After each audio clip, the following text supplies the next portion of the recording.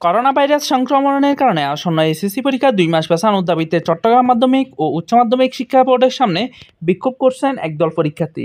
আজ রবিবার দুপুর ১টা থেকে প্রায় ১.৫ ঘণ্টা বোর্ডের প্রধান ফটকে অবস্থান করে বিক্ষোভ কর্মসূচি পালনকালে পরীক্ষা পেছানোর এই দাবি জানিয়েছেন। একই দাবিতে ঢাকা শিক্ষা বোর্ডের প্রধান ফটকের সামনে বিক্ষোভ করছে পরীক্ষার্থীদের একটি অংশ। এই সময় আন্দোলনরত শিক্ষার্থীদের সুরক্ষা না, পরীক্ষা পরীক্ষা পরীক্ষা এরকম বিভিন্ন স্লোগান দেন। বোর্ডের প্রধান ফটক আটকে রাখায় ওই সময় চট্টগ্রাম শিক্ষা বোর্ডে বিভিন্ন কাজে আসা শিক্ষার্থীসহ বিভিন্ন শ্রেণী পেশার মানুষ ভোগান্তিতে পড়ে। তাদের অনেকে বোর্ডে যেতে না পেরে ফিরে গেছেন বলে প্রত্যক্ষদর্শীরা জানান। মাধ্যমিক ও উচ্চ মাধ্যমিক শিক্ষা বোর্ড চট্টগ্রাম পরীক্ষা নিয়ন্ত্রক অধ্যাপক ডক্টর পারভেজ সাজ্জাদ চৌধুরী আজ বিকেলে কালের কণ্ঠকে বলেন, চট্টগ্রাম বোর্ডে এবার এসএসসি পরীক্ষার্থী রয়েছে প্রায় ১,০৩,০০০।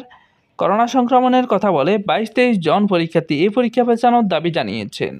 ঢাকা বোর্ডের সামনে বিক্ষোভকারীরা ৩ দফা দাবি জানিয়েছেন। তাদের দাবিগুলো হলো আসন্ন এসএসসি ও সমমানের পরীক্ষা পিছিয়ে দেওয়া, গত কয়েক মাসে লোডশেডিং, ডেঙ্গু, বন্যা এবং আন্দোলনের কারণে শিক্ষার যে ক্ষতি হয়েছে তা পুষিয়ে নিতে ২ থেকে ৩ মাস সময় দেয়া, পরীক্ষা পদ্ধতিতে নমনীয়তা এনে এমসিকিউ এবং সিকিউ মিলিয়ে যৌক্তিকভাবে পাশের সুযোগ রাখা এবং বোর্ডের জারি করা ৩৩ দফা নির্দেশনা বাতিল করা।